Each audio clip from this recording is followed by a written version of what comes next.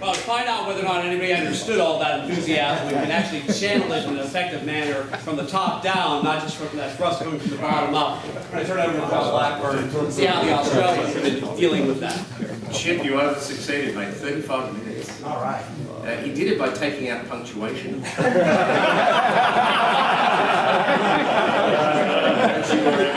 Okay, so imagine, this is about a year and a bit ago, and we've had Chip up on stage in his very quiet sort of manner of speaking. And we've had our F22 exchange guy up there, and we'd been through this with the Chief a little bit beforehand. And so the Chief gave me the best opportunity I've ever had. He said, just go around the Air Force, go and look at this, and answer one question. Are we headed in the right direction? So we had a fantastic opportunity with the acquisition of JSF, but were we as an Air Force going to take advantage of it and do the right thing? So that was a job he gave me to do. So I just wandered around for about 6 months without a uniform, and what I did find is when you're a general officer and you don't wear a uniform, people tell you a lot of stuff. So what I went through on here is, I'm going to say, well, what is Air Force doing? Why are they doing this? What are they doing? How and when? And so what?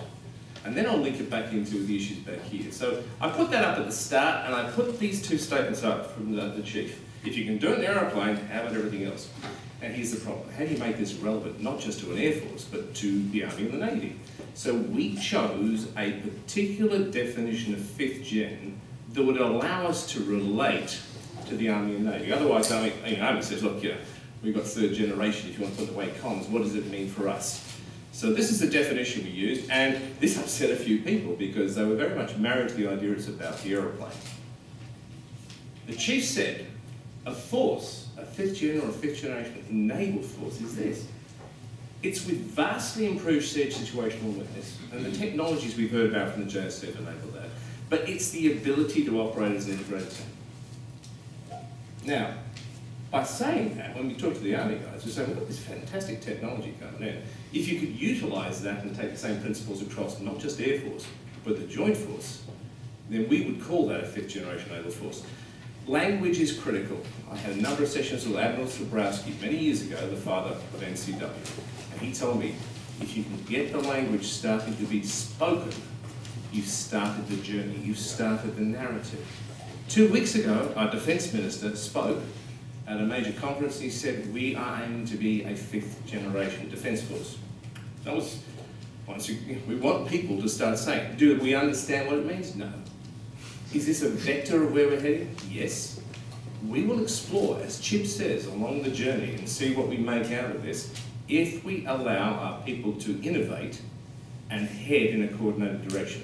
I'm going to describe how we're going to do that very differently to anything we've done before. So, the plan that came out, the unclassified plan, is just a very basic one. It certainly can't cover, you can't produce a plan of this sort in an unclassified environment to any great depth. So this plan is basically a public declaration, and the key is that word transform. We do not want to evolve. We want to take the opportunity presented here to transform. Why? Well, I mentioned our previous seminar, but you read a lot of stuff that's been around for ages. Dave Detchul has been writing a lot about changing command and control models. Robin's been carrying on about this, I think, since 2008 or 9, and we've read about this. But the Chief, in addition to reading this, went back to Boyd. If you look at some of the stuff Boyd was doing when he was at Quantico, the thinking he had about organic design and command and control is as relevant today. So you go beyond his OODA loop into his thinking. And the Chief said, there's something in this. We need to see what we can do. We are very fortunate in Australia. The investment in our Air Force, and whilst we went from about 24,000 people down to 12,500 over a 10-year period till the end of the 90s, we're now back at 14,500.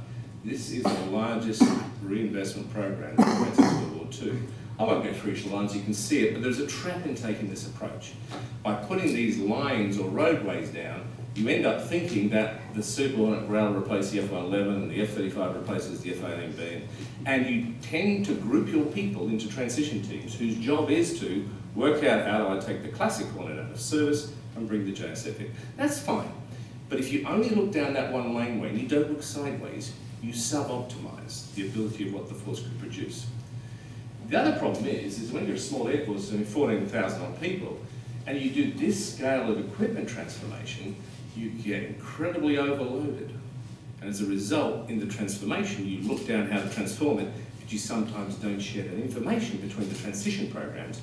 And if you have difficulty getting people to think about this, you can imagine how hard it is to get the thinking time to think about transforming as well as transitioning. And that was a problem we found. I then went looking around at the Chief's direction and said, well, what is this concept of capability decisions? And what I expected to see was something like this.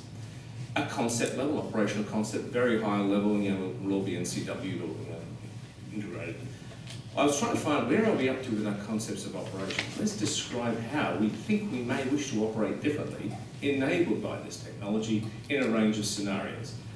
That would then allow us to start doing some architectural work, looking at our operational system, technical architectures, and then what we try and see was, well, where are the roadmaps of our capabilities? How are they integrated beyond each laneway? Where are we up to looking at our joint integrators? A bit of a challenge is, as we move to jointery, is the priority goes to the single services, and sometimes the joint capabilities don't get the right priority. And how are we going with the enablers? When I looked through this model, whilst we had concepts, we did not have a mature development of concepts of operations, and without that you can't define operational architectures, and that makes it pretty much impossible to do effective integration in our roadmap sense of your capabilities. So we were so busy at replacing capabilities, we hadn't put the brain space aside to look forward. When I asked most of our Star Ranked officers, well, what do you think about this? Everyone I spoke to gave me a common thing. The Star Ranked officers, including the Chief, said, I don't have time to think, because you're so busy with the operations and activities you're doing. And that was an important thing to come up with, because we had to say, and I said to the Chief, you cannot get the Air Force to transform by using the current structures and processes and methodology of working in the Air Force today, because everyone's too busy to think. You have to do something radically different. So one of the things that the Jericho team, which has come on board in January and February this year, is going to be doing, and I'll talk about the team itself, which is very different, is the first thing we're going to do is have a narrative. What does this 5th gen mean to us? How are we going to utilise it? We've spent a lot of time talking to both our Navy and our Army officers, and we have Army mentors already assigned into the Jericho team, and we've identified regular Army and Special Forces initiatives that we'll be looking at to try and together migrate down this path to get the most out of the capabilities. With our Navy, we're talking about, ideally the issue when Aegis arrives, and Australia as well, of how that integrates. So that narrative is the most important thing, the language we've started to use, but you have to have much more than just a label. We have to have a story about what this means. Chip has, in my view, a very clear, incredibly enthusiastic story about what it meant for him. We need to create in Australia what it's going to mean for us, and not just the Air Force. If Jericho comes to fruition as an Air Force only plan, it will not work, because we don't fight a single services, we don't fight a single country. But our second step is that we're going to have to come up, and this work is going on now, with an example CONOPS. I'll use the air battle management as an example. If you think about the aeroplane's capabilities, and you just concentrate on that path, I then went and said the question, well, what are we going to use our airborne early warning control capability for? What is their role? That discussion hadn't happened. We built that based on a 20-year-old concept of air defence control. We will not need to do air defence control with controllers with 5th generation technology the way we used to. So we have to really seriously think about what is air battle management. I'm going to create a ROS, and the stealthy JSFs disappear into the distance, don't talk to anybody? No. How do we get that air battle management piece? Who plays what role? How do we do it in a forward sense? How do we look at resilience in the case of SATCOM interruptions? Then, if we get that right in the first stage, we can start to develop example architectures. We know we can't predict the future, but if we don't explore that space, we have a problem. So this CONOPS that's being developed now will describe what we aspire to do in a range of scenarios. When we looked around the world to try and find examples of a 5th generation CONOPS thinking beyond a platform, we found none. We spoke both to industry, we spoke to the US forces, we spoke to other forces. We found nobody had actually done this. But we're all out there looking to buy 5th generation capabilities. So that's what our early priority is to do, and we can't do it by ourselves. One of the reasons is speaking to audiences such as this. On this other side, once we get those first 2 steps in place, they'll be looking at individual capability roadmaps, but not by themselves, but how they work together. How do our command and control and ISR roadmaps how are they going to be integrated both with the 5th gen capabilities we're getting and our legacy capabilities? We're going to have the super ordnance in there well into the next decade, and we're just acquiring Growler right now. We'll end up in a fairly unique position. The only other force operating Growler in JSF will be the US Navy. So we have to look at that integration piece, which most people won't have to look at. Our final step is the integrators, the enablers. Air Force now has a lead in Australia for some of the ISR integration pieces, because if you don't have a service chief driving it, it sometimes doesn't get the visibility or priority. The other enablers that a lot of forces have taken for granted or disregarded are things such as logistics. If we don't take that aspect realistically, if we don't understand the systems there, and again, if you think about JSF and Alice, and that's a logistic aspect, there's no point in having that degree of sophistication by itself. We have to look at taking a similar approach of integrated logistics right across our force. And unfortunately, we've not prioritised that adequately in the past. When you're looking at doing this, you have to take an honest look at your own organisation. How fit for purpose is the organisation you have today to take this on? Are you ready to do it? Here's a real simplistic diagram. If you just imagine that triangle is the service, so hierarchically drawn, and you have the chief at the top and you have the operators down the bottom. As we looked around it, we said green light from the top down. There's pretty clear communication coming from the chief. If we look at the bottom, we found some excellent examples of stovepiped innovation. You get down to the force element groups, you listen to stuff such as Angela was talking about before, really good innovation there. But if you're honest about it, downward comms is good, but reverse comms up is still inhibited by some of the hierarchy issues. Despite Australians being fairly relaxed, it's always not the most. I was able to talk to the chief and give him a few surprises because I'm an old guy floating around the system. Nobody knew what I was doing, but I came back and said, this is what I'm finding. He was still surprised by what we told him. Internally, integration's poor. Everyone's so busy because we've had a lot of operations, as your forces have had, that they're not sharing that innovation between the fighter groups and the surveillance groups because they're too busy. And the absence of actually sharing that reduces the effectiveness overall. And external integration, our Army told us it's probably the least, interaction and relationship that they'd seen for about a decade. We have to listen to that. And that's why one of the early parts of Jericho are programs with our regular Army and also with our special forces dedicated to looking at how we improve our force integration and support. But you have to go out and ask that question and not just say, hey, here's a magnificent new aeroplane, we're going to introduce it to service and transition. What else do you have to do? And take a realistic look at yourselves first. The top of the organisation within a broader defence construct was full of process and bureaucracy, and the bottom of the organisation has got stovepiped innovation. So what we've got is seams and gaps around the place. If we look at this top piece here, we've had another defence review just published this month. Unusually, it's not cutting the military. We're cutting a few civilian sides of it. But here is what the first principles review said.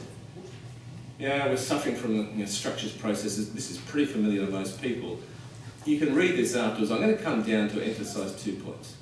It highlighted that in the joint capability area, our ability to coordinate across those domains is increasingly important, and it's essential to prioritise investment in these enablers, such as information and communication technology. Jericho is not about the F-35, it's about the opportunity it presents. Our focus is in that space. If we don't integrate in those layers and prioritise them and balance them, then we'll have a magnificent aeroplane. But I have this horror thought that you've got a guy sitting up there, or a girl with this magnificent fused multi-spectral sensor on his helmet, or her helmet. Down there's an army guy in the mud, and you're going, geez, I wish you could see what I could see. Not really good thing to do. We've got to make sure that that whole infrastructure is there, so that person on the ground and their soldiers can see what you can see, that you can share that information. The next bit here was an interesting one. We have an unsophisticated approach to engaging industry, especially early in the project cycle. So the habit we have, and frankly the industry has in Australia, and probably here, is you wait till request for tender comes out. Now I've left defence and I do a lot of work in the consulting area, and now I actually read those requests for tender. I was horrified. From an industry perspective, you're answering a dumb question half the time because the people inside perhaps haven't had the opportunity to analyse the potential new ways of doing business. We have to change the relationship with industry. In that sense, that industry becomes part of the team that thinks about the concepts and the con-ops and helps the services design their force. However, you get all sorts of probity issues emerge in this sort of case here, above and below line issues. But that is a major thrust out of Jericho. We do not have the capacity inside the Australian Defence Force to do the level of analysis or design of a future generation capability and its potential without partnering with industry. But that model hasn't been there in the past. So when we looked at this as a system, when you bring a team in, the team's not looking just at technology, it's looking at the organisational dynamics and asking what can we do about it. So the first thing we said to the chief is you can't use your normal running system, and frankly if your star ranks are overloaded, why don't you give the design responsibility to a team of future leaders?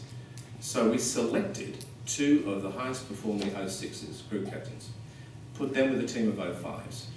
They are going to be given the responsibility to do the detailed design of our whole Air Force transformation. They will form a network across Air Force initially and the other services at the 05-06 level. They will then take that forward, regardless of their post, as a team through the rest of their careers and look to implement their own designs and ideas. The last 3 times we've tried a larger large-scale transformation, we use star-ranked officers. I've done 2 of those transformations. 2 or 3 years after you leave the job, it's dead because someone else comes in the job, and it's this very short cycle. The other thing is we don't generally put the A team into the strategic planning area. They're out there doing the operations. The message the chief has sent to the Air Force is 2 of the highest performing guys are done there. The team is high performing. This has the priority to do it. They will own the design. Now there's a few star-ranked officers who aren't too happy about this. But the basic senior leadership and the next chief, who's now just been announced, and those other senior officers said, we're going to give the design responsibility, appropriately guided and mentored, to the generation of guys like Chief of Guys. It's very hard to do, if you're a 1 or a 2-star, to go, these guys are the ones that have to do it, not me. I get depressed when I hear Chief describe himself as old. Makes me feel positively ancient. But that's the generation you've got to do it to. So what we're doing is looking at those various principles, and we're going to create a different design, a different mode for a different age. We're modelling this on previous experiences, and I mentioned that previous change programs did last more than about 3 years. And the team selection is the A team. And we already know who's going to replace those guys. We're looking at that cycle going forward. We were going to try and integrate through the organisation and work where the weak seams are. Down the bottom here, where you've got a lot of really good innovation in stovepipes, this team will go around and they'll look at that great innovation and work out how can we connect these people, where do they need help to do something. They will look at the overall design, but they will have no authority over anybody. And neither of the 2 key people are in charge. We're setting these guys up as co-leaders because at senior star rank levels they have to learn you can't do leadership by direction. This is an amazing opportunity to be given, and their job is to then lead that change regardless of rank level. So that's what the bottom side is. Inside the system, outside the command chain, and it'll be across defence. So they live in the middle levels at an 06 level primarily with some 05s. They will enable, they will produce the guidance and directives that the running system will institute, and they will work laterally across the other services. It's already linked out in a couple of key people in the Army, and we'll do that program with Navy eventually. Essentially, if you think of a modernisation plan as being quite a well-defined approach, that's a separate document, it's our transition. The Jericho model is a vector. It's a compass direction, it's not that specific. They will look at transformation initiatives and they'll inject it back into the plan. So what that looks like is a modernisation plan, and 90% of the people get this to be like a linear plan. We'll look at transformation initiatives, they will be injected into the running system. The formation of this team is the first experiment in Jericho. When we don't know what happens, but we've got a lot of questions, we're going through an experimentation and innovation program, explore these gaps, determine what we want to do and put that into the transformation lab. This is spiral development in disguise because our acquisition system doesn't allow us to do spiral development.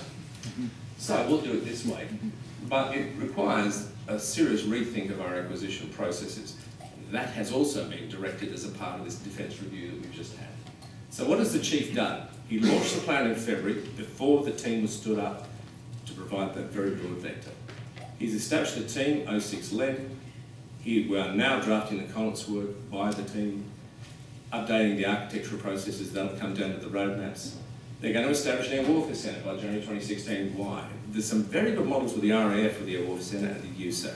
You go to Yuma, and the team's already been to Yuma about 3 weeks ago, and you have a look at how the Marines do this cross-environment integration piece.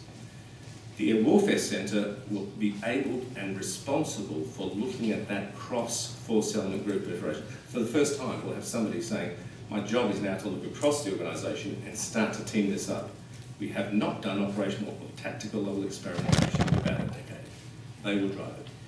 We're looking at a series of cross-service experiments, and we're now looking at concept demonstrators. If you think about the iPhone, what works? It's an open system architecture with applications based. We are going to be moving into that. We're looking at the enablers that allow us to put that sort of open architecture across our system before the JSF gets delivered. So rather than wait till it gets delivered and then how are we actually going to integrate it, we're doing the enabler work before the aircraft arrives to allow us to understand how to manage high bandwidth, LPI, LPD, comms, how do we actually share that information around. It's not a matter of sharing it to everybody, that's nirvana, it won't happen, but it's working through the CONOPS what's important. We're going to prioritise the acquisition of LVC. The experience of having the super wanna come in has led to one conclusion. Live virtual constructive is not just a 5th gen issue.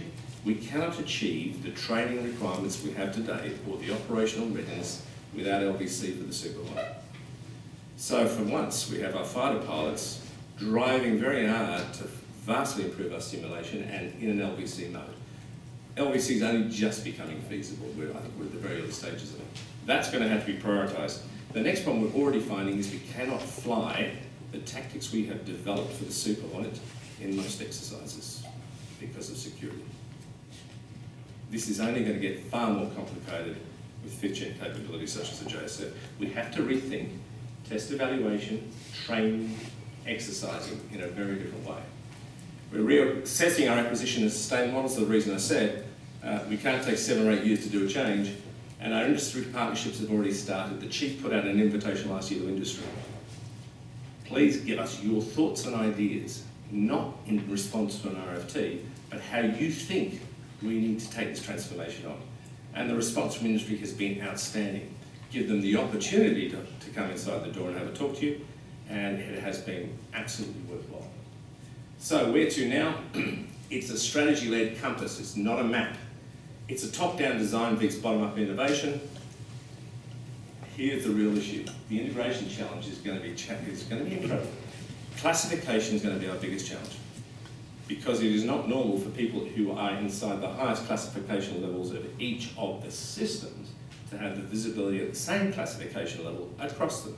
That's normally retained for the very most senior officers in the organisation. But if the designers of the system are their group captains, well, we're going to have to rethink that idea, who has the widest clearances, because they're going to need it to do the system level design. That will give us a challenge in coalition issues and the cultural issues to address, as Chip said before. You've got to put away your preconceived notions. So we've done that by actually giving the control to the younger generation. It's a fairly different way of doing it, and some people it's high risk. But we are convinced if you don't do that, we'll get more of what we've had already. Shared knowledge and ideas and lessons are critical. There are no lessons on the NCW program when we approached it. We have a huge challenge of scale. The US is a wonderful example that it's impossible for us to follow most of the time with a 14,000 person Air Force. The US model we're looking closely at is the Marines. We think that approach is there, but it's important for us to increase what we do with the RAAF, particularly through this program. And the point I'm here as well is we have to deal with a range of allied air forces who are all looking at the same problem we are here. It is pointless us trying to address this problem by ourselves. We want to sit down and share ideas and experience and learn from what you're thinking about. I mean, our Chief has been particularly impressed with some of the stuff we've seen the Dutch Air Force doing. So that's what we're trying to look at that area there. However, you're going to do this design, you've got to design the coalition approach at the systems level as well, not just turn up and go, well, how are we going to connect? We have different challenges with coalitions, whether we do it regionally where we are in the South Pacific, or whether we do it in our Middle East deployed operations. We now have to start doing that design at coalition level. And again, I think industry has a fundamental role here to play because they're the common element between us.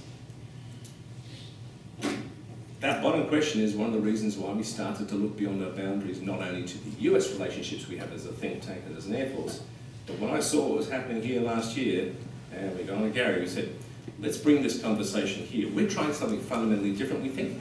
There is a risk in doing it, but as we learn along that journey, wouldn't it be a good idea to share those ideas and interact both at a think tank level and an Air Force level, but the interaction is not going to be with the Chief of the Air Force or the other star ranks. I've got a lot of business cards that I'll hand out eventually to folks for the 2 group captains. Get your group captains and 05s and 06s talking to ours. That's where we see the innovation. So Jericho, it's not really a plan. It's creating an environment, giving a vector to allow innovation and thinking to occur, giving the responsibility to a couple of dynamic younger people and sitting back and go, hell, I hope this works, but it's not going to work any other way. So we're trying something fundamentally different. So with that, across to questions.